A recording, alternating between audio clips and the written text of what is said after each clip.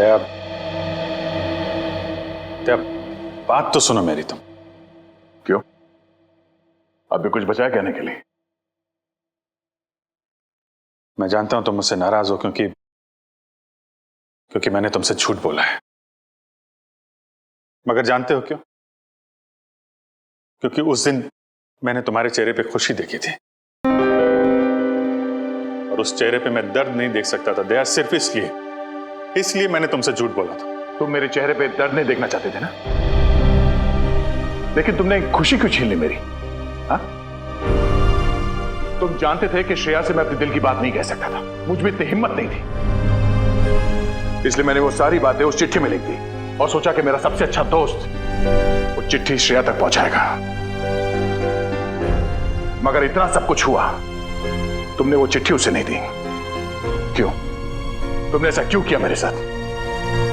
वो एक्चुअली नहीं, शायद अभिजीत तुम्हारे पास इस बात का जवाब नहीं है। मेरे जवाब की बात नहीं है दया, किसी और का जवाब है जो मैं नहीं दे सकता। किसका जवाब है? मैं नहीं बता सकता दया।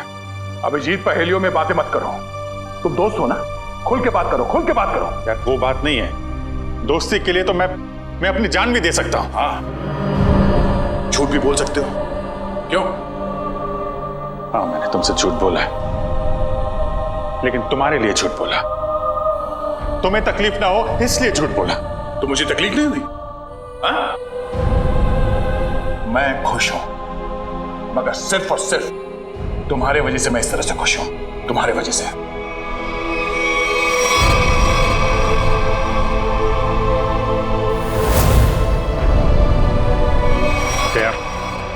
एक मिनट यार, प्लीज, ये श्रेया का गुस्सा मुझ पे मत उतारो यार। मैं गुस्सा श्रेया पे नहीं, मुझे गुस्सा तुम पे आ रहा है। क्यों? कसूर क्या है मेरा? यही कि मैं तुम्हें खुश देखना चाहता हूं। अरे यार, सिद्धार्थ वाली बात तुमसे किसने बताई? श्रेया के घर कौन लेके गया था तुम्हें? अरे तुम और श्रेया एक साथ होते तो दुनिया में सबसे ज्यादा खुश मैं होता यार, मैं। मगर श्रेया और मैं एक साथ तो नहीं है ना? हाँ? और मैं खुश भी नहीं हूं। यार अब इन बातों में कुछ रखा नहीं है, भूल जाओ। ठीक है, मैं भूलने के लिए तैयार हूं, मगर मेरे दिल की तसल्ली के लिए एक बार मुझे बता दो, तुमने वो चिट्ठी श्रेया को क्यों नहीं दी? नहीं, वो उसका जवाब मैं अभी नहीं दे सकता दया यार, मुझसे मत पूछो। क्यों ना पूछूं? इस एक सवाल का सीधा असर मेरी आने वाली जिंदगी भी पड़ता है और हमारी दोस्ती पे भी। मतलब अगर इस सवाल का जवाब मैंने नहीं दिया तो हमारी दोस्ती खत्म? मैंने ऐसा नहीं कहा।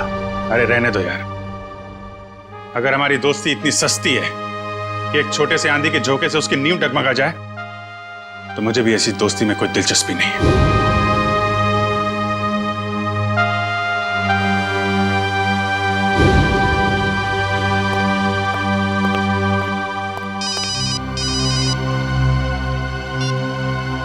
हेलो,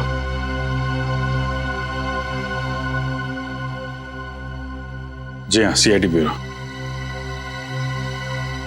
जान खतरे में? एक मिनट, कहां से बोल रहे हैं आप?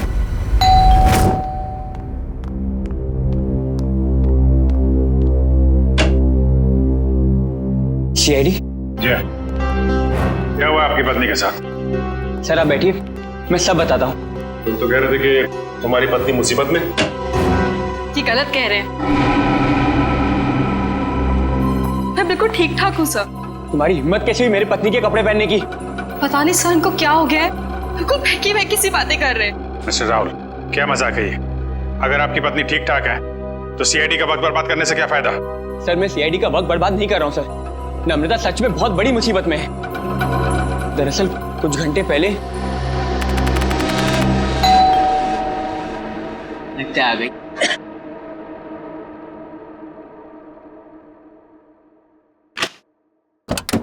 हाँ साहब, आपका नया बावर्ची साहब। अरे बॉस, लगता है आप गलत पते पे आ गए। पता भी यही है, घर भी यही है।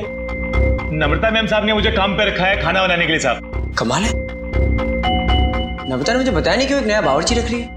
बोलो साहब, खाने में क्या क्या बनाऊं साहब? अरे वो नम्रता आ जाएगी थोड़ी देर में, वही बता देगी खाने में क्या बनाना है। तब तक एक काम करो, तुम मेरे लिए एक कप चाय बना दो। ठीक है साहब। रसोई कहाँ है साहब? उस तरफ। उस तरफ।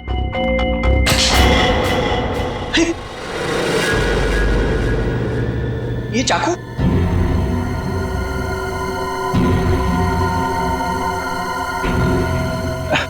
घबराइए मत साहब, इससे मैं फल काटता हूँ, भाजी काटता हूँ साहब, और मांस भी काटता हूँ साहब। ठीक ठीक, तुम जाओ चाय बना। हाँ जाता हूँ साहब, चाय बनाता हूँ साहब। कैसे आदमी को काम पे रख दिया नम्रता ने।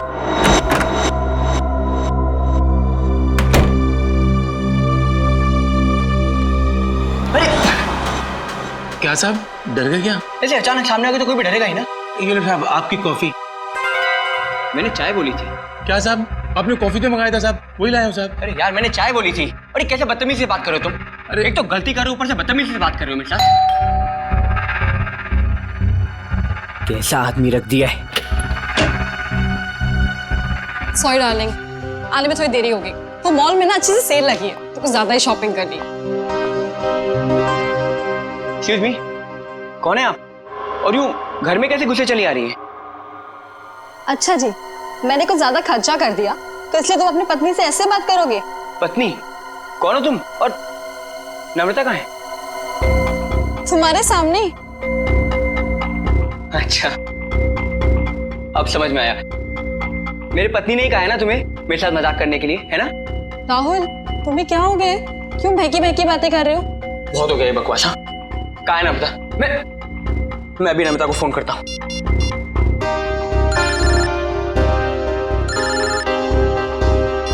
हेलो, कैसे हो? अब यकीन हो गया? बहुत हो गया ये बकवास, बहुत हो गया मजाक। कहाँ है नम्रता? बताओ मुझे, नम्रता कहाँ है? कहाँ है नम्रता? क्या किया नम्रता के साथ? राहुल, तुम ठीक तो हो? बुखार उखार तो नहीं है? छुओ मत मुझे, हाथ मत लगाना मुझे। ये तुम्हें नम्रता ने काम पे रखा था ना? हाँ साहब। कब रखा था? कल। यहाँ और बताओ, क्या यही नम्रता है? हाँ साहब, यही तो है नम्रता मैम साहब। देखो यार, वो कुछ छोटी मोटी चाय कॉफी के बहस करे, तुम झूठ मत बोलो। कौन है ये? नहीं साहब, मैं सच बोल रहा हूँ, यही है नम्रता मैम साहब। सुनो बलराम, तुम ना खाने में मिर्ची थोड़ी कम डालना, साहब को तीखा पसंद नहीं है। ठीक है मैम साहब। क्या हो रहा है यार, ये कुछ तो करना पड़ेगा। क्या करूं? सीआईडी को फोन करता हूँ। सर तो बहुत अच्छा होगा कि फ्रेडी सर साथ में नहीं है, वरना असली और नकली पत्नी के चक्कर में वो खुद चक्कर खा जाते। ये लीजिए साहब, आप सब लोग के लिए पानी। देखिए सर, देखिए कैसे ये दोनों भैरूपी मेरे घर में घुस आए हैं। न जाने इन्होंने मेरे पति नम्रता के साथ क्या किया होगा। राहुल, मैं ही तुम्हारी नम्रता हूँ। सर आप बेकार की कहानियों में अपना वक्त बर्बाद कर रहे हैं। मैं कल ही इनको एक अच्छे से डॉक्टर के पास लेके जाऊंगी। माफ कीजिएगा सर, जो परेशानी आपको हमारी वजह से हुई। कोई बात नहीं, अब हम लोग यहाँ आ गए हैं तो सारा मामला समझ के ही जाएंगे। मिस्टर राहुल, आपके पास क्या सबूत है कि ये आपकी पत्नी नम्रता नहीं है?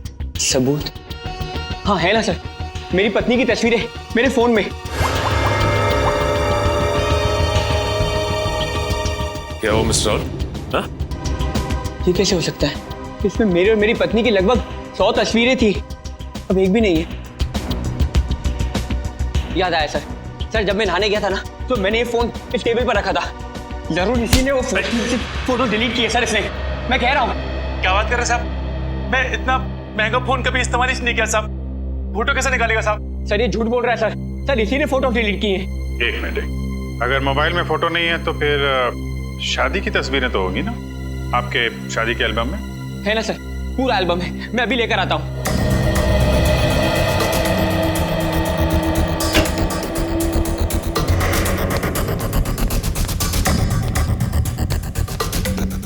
सर ये लीजिए सर, हमारी शादी का एल्बम। अब हो जाएगा दूध का दूध और पानी का पानी।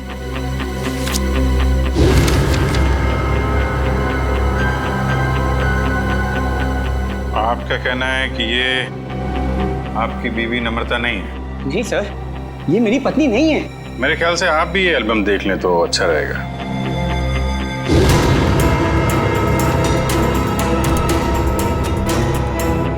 ये कैसे हो सकता है सर? ये कोई बहुत बड़ी साजिश है।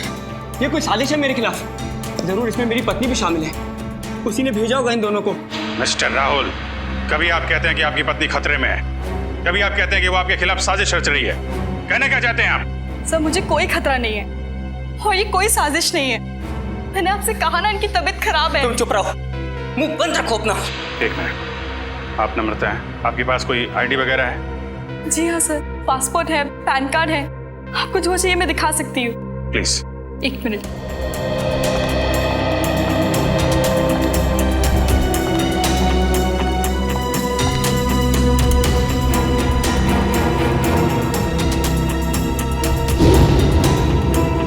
नम्रता, आईडी के हिसाब से तो यही नम्रता है। सर ये भी तो हो सकता है कि इस लड़की का नाम भी नम्रता हो और इसी बात का फायदा उठाकर ये मेरी पत्नी की जगह लेना चाहती हो। सर नाम एक हो सकता है लेकिन जन्मदिन 19 अगस्त 1986। जन्मदिन का भी एक होना ये बहुत ही बड़ा सहयोग है। क्यों राहुल? अच्छा ये बताइए कि आपकी पत्नी का जन्मदिन भी क्या इसी दिन आता है? हाँ सर, तारीख तो वही है पर ये सहयोग भी तो हो सकता है ना सर। ये संयोग है, वो संयोग है। मिस्टर राहुल, हम आपकी बात पे यकीन करें तो करें कैसे और क्यों? सर मैं सच कह रहा हूँ सर, ये झूठ बोल रही है। तुम नम्रता हो ना, तो ये बताओ कि हमारी शादी की सालगिरह कब है? बताओ ना, हमारी शादी की सालगिरह कब है? देखा सर, ये नहीं जानती है, ये झूठ बोल रही है। बताओ ना, हमारी शादी की सालगिरह कब है? 14 फरवरी। सर राहुल मुझसे बहुत प्यार करते हैं। वैलेंटाइंस डे पे गोवा में हमने शादी की थी। सर ये पूरी तैयारी कर कर आई है। इसने मेरे पत्नी से सब पहले ही पूछ लिया होगा। कोई और सवाल पूछ के देखो। हाँ, ये बताओ कि तुमने चॉकलेट कहाँ छिपाई? चॉकलेट? ये चॉकलेट का क्या चक्कर है? सर मुझे डायबिटीज है पर फिर भी मुझे चॉकलेट खाना पसंद है। इससे नम्रता अक्सर मेरी लाई हुई चॉकलेट छिपा देती है, जो बात इसे नहीं पता। अगर तुम नम्रता हो तो बताओ कि तुमने चॉकलेट कहाँ छिपाई है? बताओ, तुमने चॉकलेट कहाँ छिपाई?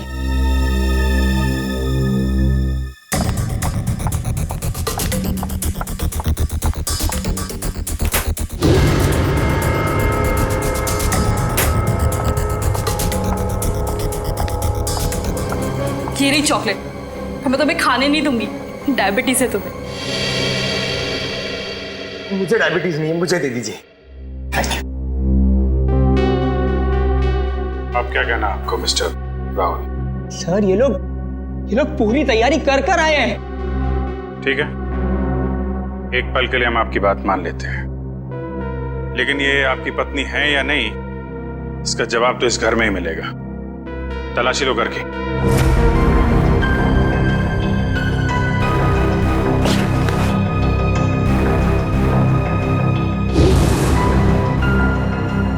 एक काम कीजिए, आप लोग अपने माता पिता को यहाँ बुलाइए, अभी पता चल जाएगा। सर मेरे माँ बाप तो दुनिया में नहीं रहे। सर मेरे भी नहीं है।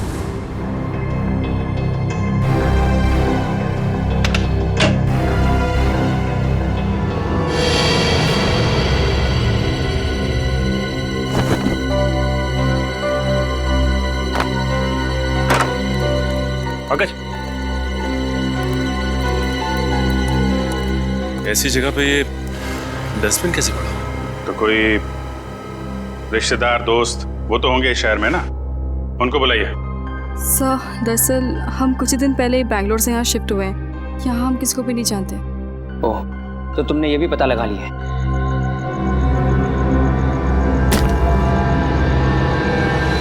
सर!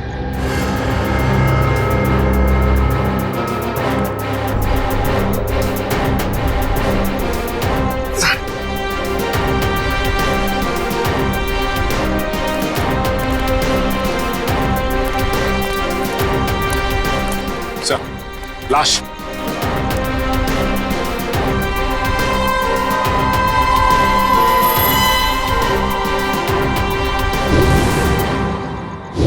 सर ये लाश मेरे घर में? ये कौन सा खेल खेल रहे हो तुम राहुल? पहले पति पत्नी का झगड़ा सुलझाने के लिए यहाँ बुलाया, फिर तुम्हारे घर से एक लाश निकली है। किसकी लाश है ये? सर मुझे कुछ नहीं पता सर मैं इसे जानता भी नहीं। साहब मैं भी इसे नहीं जानती। तुम जानते हो? नहीं साहब, मैं नहीं जानता उसको। ये देखिए सर, यहाँ इसके सीने पे गोली मारी और इसके गले पे खरोच का निशान भी। घाव तो बिल्कुल ताजे हैं, लगता है कुछ घंटों पहले इसे मारा गया है। कोई आईडी वगैरह मिली? एक मिनट।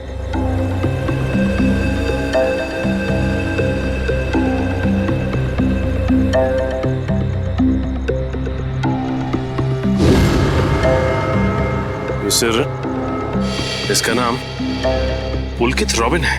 पुलकित रॉबिन? सर मैंने इसका नाम कहीं पढ़ा है। पढ़ा है? कहाँ पढ़ा है? अरे सर ये तो एक बहुत ही मशहूर टीवी सीरियल राइटर है सर, साउथ बहू का सीरियल। मैं देखता हूँ सर। एक टीवी सीरियल राइटर की लाश मेरे घर में? पंकज, मोबाइल पे देखो, इंटरनेट पे इस पुलकित रॉबिन की फोटो निकालो। देखो कहीं ये वही आदमी तो नहीं।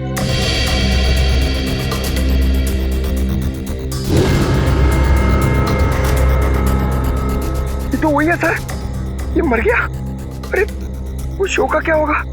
मैं तो हर एपिसोड देखता था। अभी अभी एक नया अच्छा ट्रैक चालू हुआ था। सर मैं तो ये सब में फंस नहीं जाऊंगा ना सर? मिस्टर राहुल, तुम्हारे घर से एक लाश मिली है। लाश जब तक खूनी पकड़ा नहीं जाता आप सब लोग हिरासत में रहेंगे। सचिन, घर सीज कर दो और इस पुलकित रॉबिन का एड्रेस निकालो। अब राधिका समीर से कहेगी दूर हो जाओ मेरी नजरों से, मैं तुम्हारी शक्ल भी नहीं देखना चाहती। समीर राधिका की नजरों से दूर हो ना हो, लेकिन हम सीआईडी वाले आपकी नजरों से दूर नहीं होने वाले। सीआईडी? और मेरे घर में? जी, वैसे आप राइटर्स लोगों का काम बहुत मुश्किल होता है ना, इतना पेचीदा ताना बाना बनना पड़ता है, कभी कहानी का, कभी किरदारों का और कई बार खून का। दरअसल मैं समझी नहीं, आप लोग यहाँ क्यों आए हैं? दरअसल हम आपसे खून के बारे में पूछताछ करने आए, मगर अगर आप चाहें तो अगले हफ्ते देविका के साथ शो में क्या होने वाला है ये हमें बता सकती हैं, क्योंकि पुलकित जी तो रहे नहीं। क्या पुलकित सर का खून हो गया? कब और कैसे? ये तो अब आप ही बता सकती हैं। मैं? मुझे कुछ नहीं पता। इतनी भोली बनने की जरूरत नहीं है आपको। हम पुलकित के घर से आ रहे। पुलकित की पत्नी ने बताया कि आप पुलकित की असिस्टेंट हैं और कल शाम वो आपसे मिलने के लिए ही घर से निकले थे, मगर वापस पहुंचे ही नहीं। ये बात सच है, मैं और पुलकित सर कॉफी शॉप में मिलने वाले थे, लेकिन वो वहाँ पहुंचे ही नहीं। कौन सी coffee shop? IG coffee shop. वही जो बैरिक्स रोड पे? हाँ जी वही। मगर पुलकित की लाश हमें मिली सृष्टि नगर में, और ये बैरिक्स रोड सृष्टि नगर से बहुत दूर है। तो इसका मतलब ये है कि तुमने पुलकित को कॉफी शॉप पर बुलाया, उसके बाद उसे बहला फुसलाकर तुम सृष्टि नगर ले गई और वहां तुमने उसका खून कर दिया। नहीं, ये बात गलत है। मैं ऐसा क्यों करूंगी? क्योंकि तुम पुलकित से जलती थी और तुम पुलकित की जगह लेना चाहती थी, इसलिए तुमने पुलकित का खून कर दिया। ये सब झूठ है। मैं 8 बजे से लेकर 11 बजे तक उनका इंतजार करती रही, पर वो वहां पर पहुंचे ही नहीं। मैं घर वापस आ गई क्योंकि उनका फोन भी नहीं लग रहा था। आपकी बात में कितनी सच्चाई और कितना झूठ ये बहुत जल्द पता लग जाएगा। आप हमारे साथ चलिए। मगर कहाँ? ये सब क्या है? आप लोग हमें यहाँ क्यों लाए हैं? कोई कुछ बता क्यों नहीं रहा है हमें? एक मिनट, शांत हो जाए मैडम, सब कुछ पता चल जाएगा। मैं पुलकित की पत्नी हूँ और आप मुझ पर भी शक कर रहे हैं। हम किसी पर शक नहीं कर रहे, हम अपनी ड्यूटी कर रहे। ये आप प्लीज अपना हाथ आगे बढ़ाइए। हम लोगों को आपके खून के सैंपल्स लेने हैं। खून का सैंपल? मगर क्यों? क्योंकि पुलकित की गर्दन पर हमें कुछ खरोंच के निशान मिले और उस खरोंच में नेल पॉलिश के ट्रेसेस हैं। इसका मतलब साफ है, पुलकित के खून में किसी लड़की का हाथ है। लाइए हाथ आगे कीजिए। फिलहाल इस केस में लड़कियां सिर्फ आप तीनों ही। सर आप लोग खूनी को ढूंढने में इतनी मेहनत करें, प्लीज मेरे पत्नी को भी ढूंढिए ना। न जाने नम्रता किस हाल में होगी, कहाँ होगी। फिर वही बात राहुल, कब तक खेलोगे ये खेल? और मैं एक बार नहीं बार बार कह चुकी हूँ कि मैं ही तुम्हारी नम्रता हूँ। चुप हो जाओ तुम, कितना झूठ बोलोगी? क्या चाहिए तुम्हें? पैसे चाहिए ना? कितने पैसे चाहिए तुम्हें मेरे घर और मेरी जिंदगी से जाने के लिए? क्या? मैं और पैसे? कैसी बात कर रहे हो तुम राहुल? मिस्टर राहुल, आपके पास आपकी पत्नी का फोटो नहीं है, चेहरा तो याद है, कम से कम उनका स्केच तो बनवा सकते हैं। जी सर जरूर।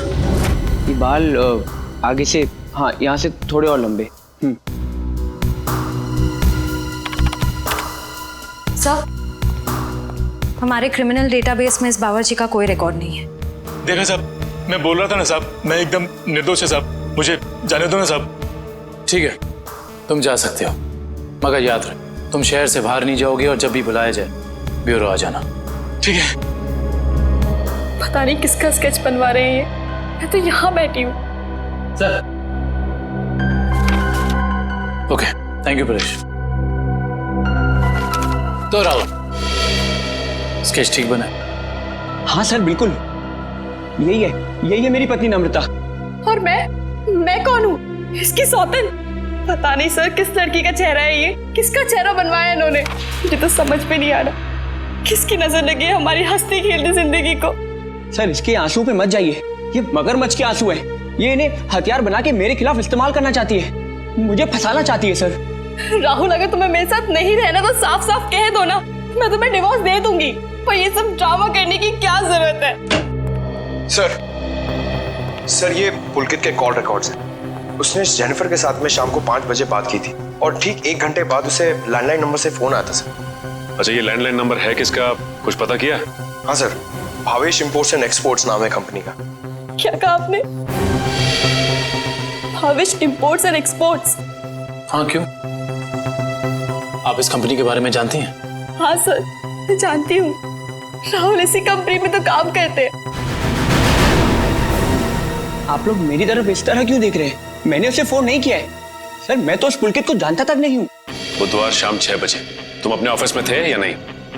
6 बजे ठीक तरह याद तो नहीं आ रहा, पर शायद तब तक मैं ऑफिस से निकल गया था सर। देखो राहुल, शायद से तो काम नहीं चलेगा। सर अगर आप लोगों को मेरे पे विश्वास नहीं है तो आप लोग मेरे ऑफिस चल के पूछताछ कर सकते हैं। ठीक है, तो चलकर पूछताछ कर लेते हैं तुम्हारे ऑफिस में, और ये भी पता कर लेते हैं कि जो स्केच तुमने बनाया है ऐसी कोई लड़की है भी या नहीं। एक बार शर्मा जी बस पहुंचा दीजिए, मैंने चेक कर लिया। उन्हें बोलिए टेंडरिंग का प्रोसेस चालू था। अरे राहुल, तुम यहाँ पर इस वक्त और आज ऑफिस नहीं है? और ये लोग कौन है? सर ये लोग सीआईडी से। सीआईडी? जी सर। क्या बात है, बताओ। क्या बताऊं सर, मैं एक बहुत बड़ी मुश्किल में फंस गया हूँ। कैसी मुसीबत? लाश मिली इनके घर के बैकयार्ड से। व्हाट? ये मैं क्या सुन रहा हूँ? कहीं तुम्हारा इसमें कोई हाथ तो नहीं है? नहीं सर, मेरा इसमें कोई हाथ नहीं है। मैं तो उस पुलकित रॉबिन नाम के आदमी को जानता तक नहीं जिसकी लाश मेरे घर से मिली है। मिस्टर भावेश, आप अपने जरा सारे स्टाफ को बुलाएंगे। सुमित,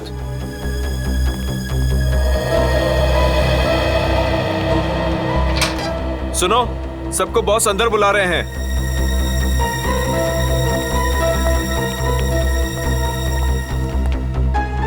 इस फोटो को देखिए, ये आदमी पुलकित है जिसकी लाश हमें राहुल के घर से मिली। कोई पहचानता है इसे? जरा ध्यान से देखिए, टीवी सीरियल लिखते थे। आप इसे पहचानते हैं या इनसे जुड़े किसी आदमी को जिनका इनके साथ संबंध हो? ऐसा तो हो नहीं सकता कि आप में से कोई भी इन्हें नहीं जानता, क्योंकि आपके ऑफिस के लैंडलाइन से फोन किया गया था शाम को 6 बजे बुधवार। व्हाट? तो शायद राहुल ने किया होगा। मैं क्यों फोन करूंगा सर, मैं तो उसे जानता भी नहीं। और ऐसा भी तो हो सकता है कि इसी ऑफिस से किसी और ने फोन किया हो। और तो और सर, मैं तो जिस घर में रहता हूँ घर भी मुझे ऑफिस की तरफ से मिला है। Interesting, very interesting. आप में से किसी को याद है कि बुधवार को राहुल कितने बजे तक ऑफिस में था? हाँ सर, 5:30 बजे तक। 5:30 बजे, और पुलकित को फोन किया गया 6 बजे। हरीश जी, बहुत बहुत शुक्रिया हमारी दुविधा दूर करने के लिए। Thank you. हरीश, क्या तुम मेरा एक काम और करोगे? हाँ बोलो। तुम्हें याद है तुम वो इम्पोर्टेंट पेपर्स लेकर मेरे घर आए थे? हाँ याद है। तब तुम मेरे पत्नी नम्रता को मिले थे ना? हाँ राहुल, लेकिन उस बात का इस खून से क्या लेना देना है? लेना देना है, क्योंकि एक अनजान औरत मेरे घर में घुस आई है और मेरे पत्नी होने का नाटक कर रही है। क्या तुम प्लीज उसे चल के मेरे लिए पहचान सकते हो? हाँ श्योर। कहाँ है वो औरत? नीचे हमारी गाड़ी में बैठी हुई, आइए हमारे साथ। देखना सर, अब इस औरत का भांडा फूट जाएगा। धीरज रखिए, अभी पता चल जाएगा। अरे हरीश जी, कैसे हैं आप? हेलो नम्रता, मैं ठीक हूँ, तुम कैसी हो?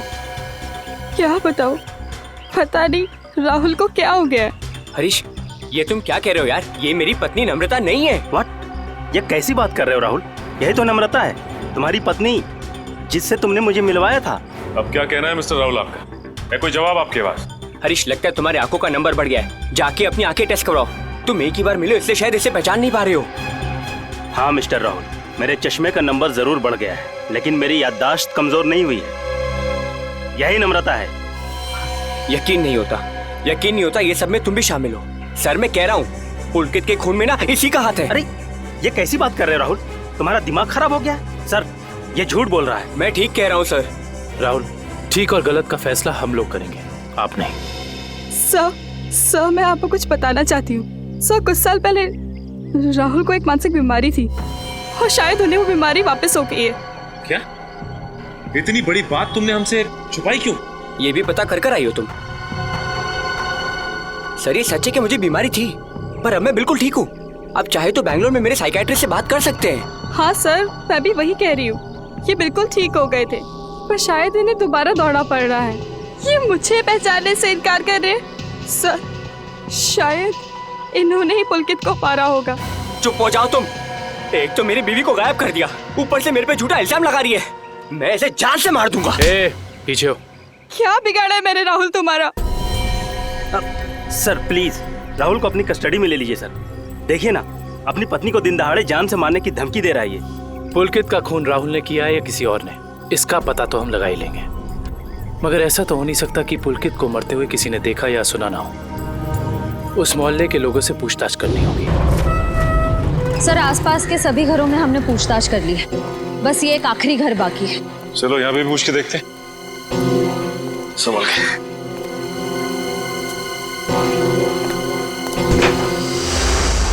दरवाजा खुला हुआ।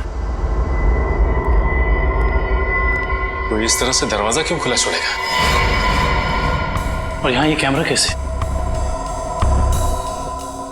इधर भी। कुछ तो गड़बड़ है यहाँ पे। एक काम करते हैं, इस घर की तलाशी अच्छी तरह से लेते हैं।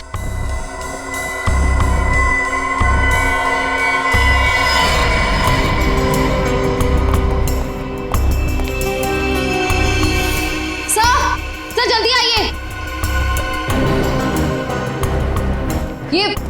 ये देखिए एक और कैमरा, 2 कंप्यूटर स्क्रीन, स्पीकर्स और हेडफोन्स।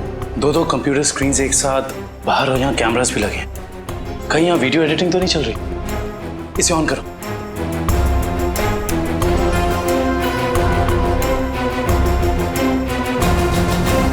हाँ साहब, आपका नया बावर्ची साहब।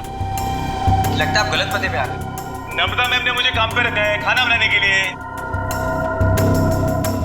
चाय बनाता हूँ साहब। अरे जाओ ना। अभी क्या?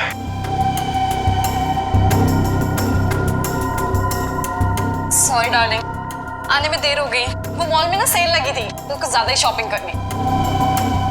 माय गॉड, तो कैमरा लगा के राहुल के घर पे नजर रखे हुए। क्या हुआ आपकी पत्नी के साथ? सर आप बैठिए, मैं सब बताता हूँ। सिर्फ राहुल की नहीं, सीआईडी की भी। मैं तो बिल्कुल ठीक ठाक हूँ। सर एक बात समझ में नहीं आ रही है, इतनी दूर से सीआईडी का वक्त बर्बाद करने से क्या फायदा है? मगर ये आवाज इतनी क्लियर कैसे आ रही है? मैं अभी आया। सर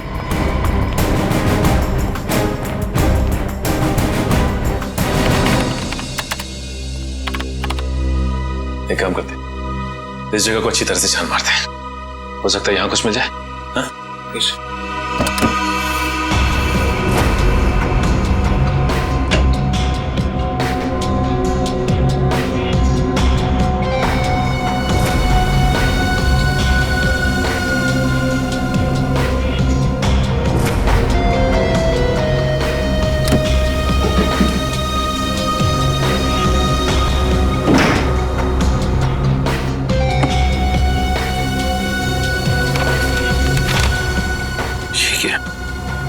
क्या हुआ सर? ये देखो जमीन के पेपर्स, ये घर किसी गिरधारी के नाम पे है।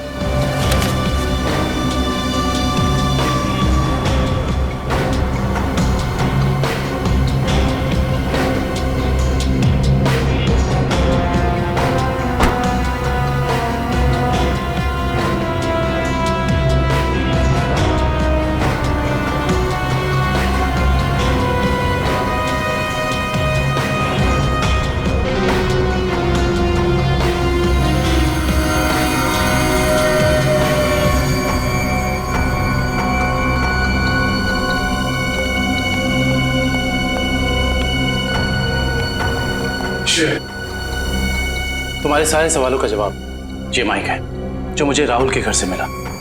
स्पीकर के अंदर छुपा के रखा हुआ था। इसका मतलब गिरधारी जो राहुल के घर पर नजर रखे हुए था उसी ने माइक लगाया हमें। कौन गिरधारी? अरे दुष्यंत, ये घर के कुछ पेपर्स मिले जिसमें लिखा है कि गिरधारी इस घर का मालिक है। आप लोग सुंदर जी के मेहमान हैं? तुम कौन हो? जी मैं तो यहाँ पर किराए पर रहता हूँ, पर आप लोग कौन हैं? हम लोग सीआईडी से। सीआईडी? जी हाँ, सीआईडी। देख के लगता है कि तुम कहीं बाहर से आ रहे हो। क्या सर, मैं तो अभी गोवा से आ रहा हूँ, पर आप लोग यहाँ पर सुंदर जी ने कहीं कुछ। एक मिनट, ये सुंदर कौन? सर जब मैं यहाँ से जा रहा था तो मैंने ये घर सुंदर नाम के एक अंकल को किराए पर दिया था। क्या बात, तुम खुद यहाँ पे किराए पे रहते हो और ये घर तुमने किसी को किराए पे दे दिया? सर मैंने सोचा कि गोवा जाने का खर्चा निकल आएगा सर, इसलिए। और गिरधारी जी जिनका ये घर है वो कहाँ है? सर वो तो लंदन में रहते हैं सर, साल में सिर्फ एक बार ही इंडिया आ पाते हैं। ओह, उसी का फायदा उठा रहे हो तुम? ये कंप्यूटर कैमरास तुम्हारे? नहीं सर, ये सब मेरा नहीं है सर। झूठ बोल रहे हो तुम राहुल के घर पे नजर रखे हुए थे, जासूसी कर रहे थे उस पे। जासूसी? सर मैं राहुल के ऊपर जासूसी नहीं कर रहा था सर। देखो हमने रिकॉर्डिंग देख ली है, सच सच बताओ। मैडम मैं तो कॉलेज में पढ़ता हूँ, इतनी सारी महंगी चीजें मैं कहाँ से लाऊंगा? तो फिर ये सारी की सारी चीजें किसकी? उस आदमी की जिसे तुमने किराए पे रखा हुआ, सुंदर? सर हो सकता है सर। नंबर दो सुंदर का। सर पिछले हफ्ते गोवा में मेरा मोबाइल चोरी हो गया था तो तुम्हारे सारे नंबर्स चले गए? जी, बहुत अच्छा बहाना है। अपना मोबाइल नंबर दो, सुंदर का नंबर हम तुम्हारे मोबाइल रिकॉर्ड से निकाल लेंगे। सर सालुंके सर की डीएनए रिपोर्ट आ गई है। पुलकित के खरोचों में जो नेल पॉलिश के अंश मिले थे वो ना ही नम्रता के थे, ना ही संजना के और ना ही जेनिफर के। मतलब इस केस में कोई और औरत भी शामिल है? सर हो सकता है वो स्केच वाली औरत हो जिससे राहुल अपनी बीवी कह रहा है। हो सकता है। जब तक हमें उस औरत के बारे में कुछ पता नहीं चल जाता कुछ कह नहीं सकते। क्या हुआ, उस नेल पेंट के बारे में कुछ पता चला क्या?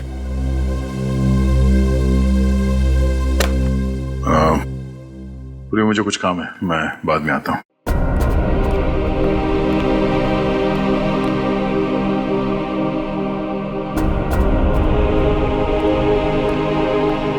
सर जतिन के फोन रिकॉर्ड्स चेक करिए। सुंदर का नंबर तो नहीं मिला, मगर किसी मनीष नाम के आदमी का नंबर मिला है। करता क्या है मनीष?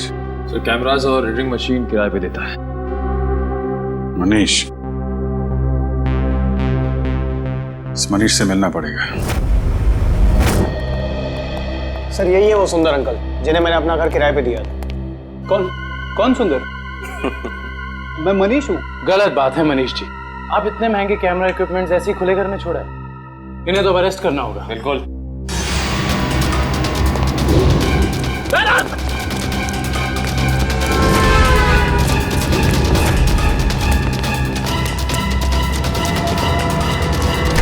अरे रुको रुको रुको मनीष, कहाँ भाग के जा रहे हो? अभी तो तुम्हारा ऑडिशन भी बाकी है जो शुरू होता है अब। मेरा कोई इरादा नहीं था सर, मैंने तो वही किया जो मुझसे कहा गया था करने के लिए। जिसने मेरे दुकान से कैमरा और एडिटिंग मशीन किराए पे लिया था उसी ने मुझसे कहा था ये सब करने के लिए। जिसने तुमसे कैमरा किराए पर लिया उसी ने तुमसे घर भी किराए पर लेने को कहा? जी सर, उसी ने मुझसे कहा था कि कैमरा इस तरह से फिट करूं कि सामने वाले घर का सारा नजारा दिखना चाहिए। अब तो मिलना पड़ेगा इस इंसान से। है कौन ये जनाब? जी कहिए। जी हम लोग सीआईडी से। सीआईडी? आइए। भावेश का कुछ पता चला क्या? भावेश का पता चला मतलब? हम लोग तो भावेश से ही मिलने आए। लेकिन वो तो कल से घर नहीं आए, उनका फोन भी नहीं लग रहा है। क्या कल से घर नहीं आए? आपने पुलिस में रिपोर्ट लिखवाई? मैंने रिपोर्ट लिखवाई थी लेकिन उन्हें भी कुछ पता नहीं चल पा रहा है। सर लगता है उन्हें पता चल गया होगा कि हम आने वाले हैं, इसलिए। एक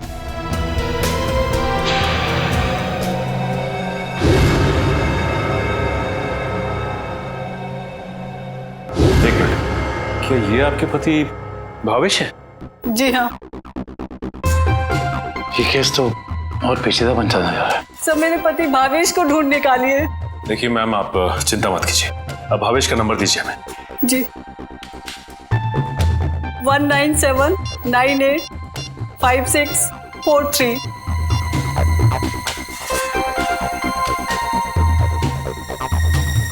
भावेश के फोन तो ऑफ आ रहा है। पंकज, भावेश के फोन के IMEI नंबर से पता करो कि उसका मोबाइल इस वक्त कहाँ है।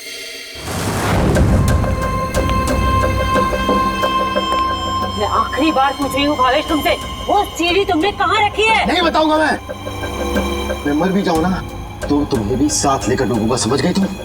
मैं डूबू या ना डूबू, पर तुमने अपनी जिंदगी जी ली है, याद कर लो अपने भगवान को।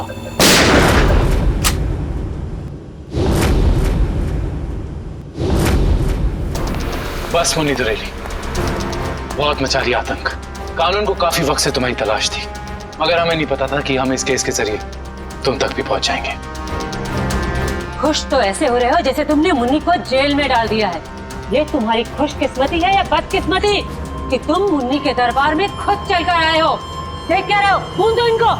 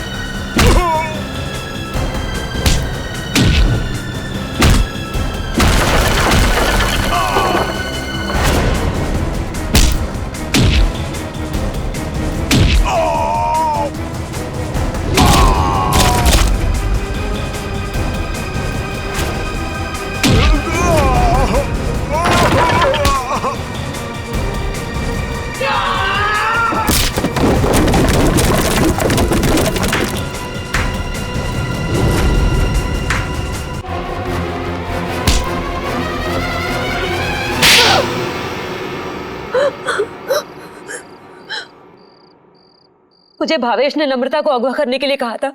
क्यों भावेश, क्या बिगाड़ा था नम्रता ने तुम्हारा? बहुत लंबी कहानी है।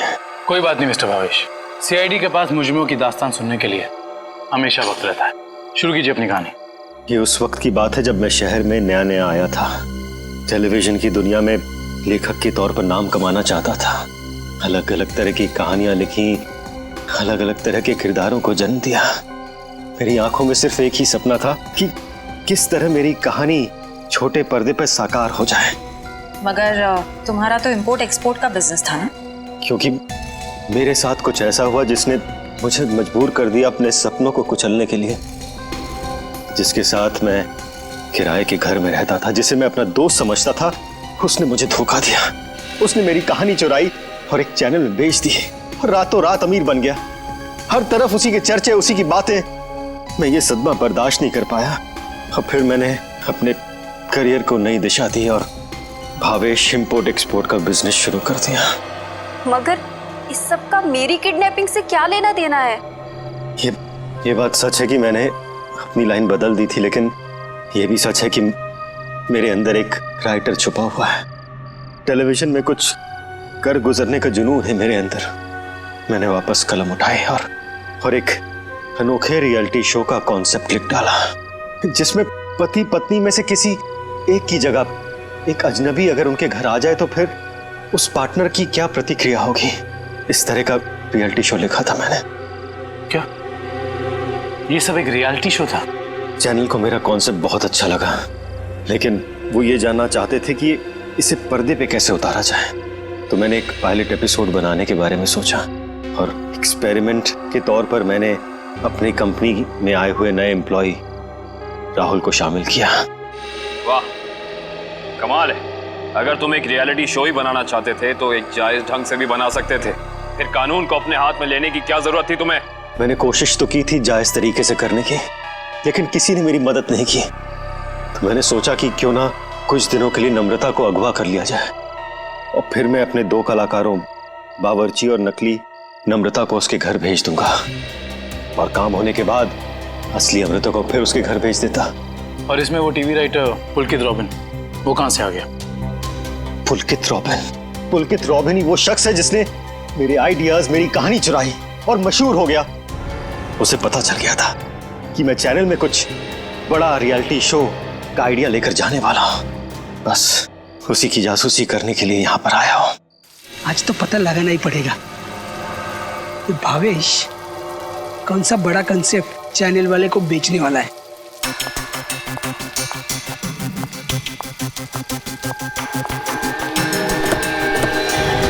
चल गाड़ी में बैठ। मानो तुम, मैं नहीं जाऊंगी। गाड़ी में बैठी होने वाला छोड़ो मुझे। ऐसा आवाज नहीं होगी। क्या कर रहे हैं तुम लोग? छोड़ो उसको। क्या कर रहे हैं तुम लोग?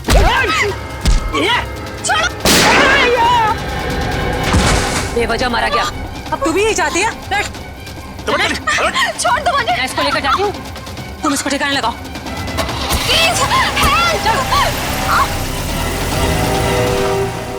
घर पहुंचकर जब मैं मेरे लगे हुए कैमरा की फुटेज देख रहा था, तब मैंने देखा कि इस मुन्नी ने पुलकित का खून कर दिया है और मेरे बने बनाए प्लान को चौपट कर दिया। मैं उसे मारना नहीं चाहती थी, वो खुद बीच में आ गया था। और जब आप लोग मेरे ऑफिस आए, तब आप लोगों को देखते ही मैं समझ गया कि अब सीआईडी से बचना नामुमकिन है। मैं बहुत घबरा गया था, और उसी घबराहट में मैं यहाँ मुन्नी से मिलने आ गया। मुन्नी, तुमने मुझे फंसा दिया। पता है सीआईडी मेरे ऑफिस तक चली आई। एक तो पुलकित को मारा, ऊपर से उसकी लाश मेरे घर में छुपा दी। बोला था ना सेठ, लड़का लोगों को नहीं पता था कि तुम्हारा घर राहुल की कंपनी में आता है। अरे मैंने तुम्हें सिर्फ किडनैप करने के लिए कहा था, वो भी कुछ दिनों के लिए, पर तुमने पूरा रायता फैला दिया। याद रखना मुन्नी, अगर सीआईडी ने मुझे गिरफ्तार किया ना, तो मैं तुम्हारी सारी पोल खोल दूंगा। बता, कहाँ रखा है? बोल। नहीं बताऊंगा। नहीं। इसको भी बांध दे। मुन्नी ठीक नहीं कर रही हो। तो अब वो टेप कहाँ है जिसमें मुन्नी की रिकॉर्डिंग थी? मेरे मैनेजर हरीश के पास। सिर्फ वही एक शख्स था जिसे मेरे रियलिटी शो के आइडिया के बारे में पता था। और वो माइक, वो कब लगाया राहुल के स्पीकर में? वो स्पीकर राहुल का नहीं था, वो स्पीकर भी गिफ्ट के तौर पर मैंने राहुल के घर भिजवाया था। जब हरीश उसके घर फाइल लेकर गया तो उसी के साथ मैंने स्पीकर भिजवा दिया था। लेकिन आपने हमारे विश्वास के साथ खिलवाड़ किया है भावेश जी। मुझे माफ कर दीजिए, मैं तो बस ये सोच रहा था कि टेलीविजन में मुझे नाम कमाने का इससे अच्छा मौका नहीं मिलेगा, बस इसीलिए मैंने ये सब कुछ किया। मुन्नी को तो फांसी होएगी, तुम्हारा जुर्म भी कुछ कम नहीं है भावेश। बिल्कुल, क्योंकि मिस्टर भावेश आपने एक किडनैपिंग करवाई और उस दौरान एक आदमी का खून हुआ है। आपके भविष्य का फैसला तो अब अदालत करेगी। सर क्या हुआ है? आप लोग मुझे बता क्यों नहीं रहे? जरा रुको, अभी पता चल जाएगा।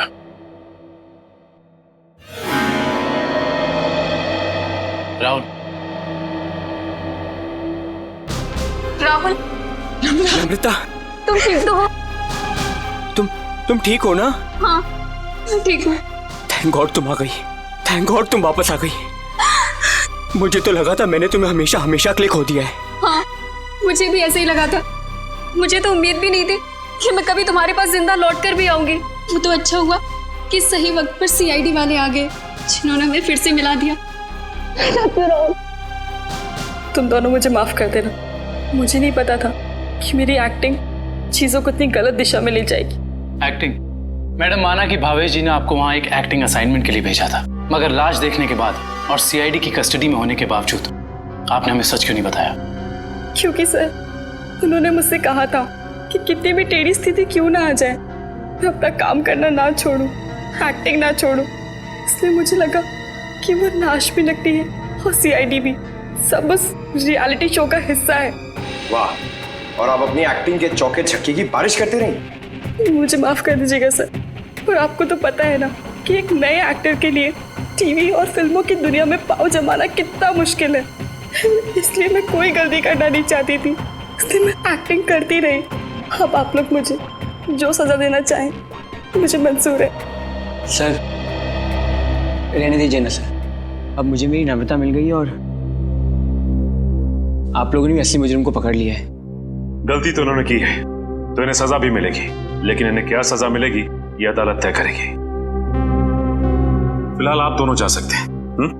Thank you sir, thank you so much.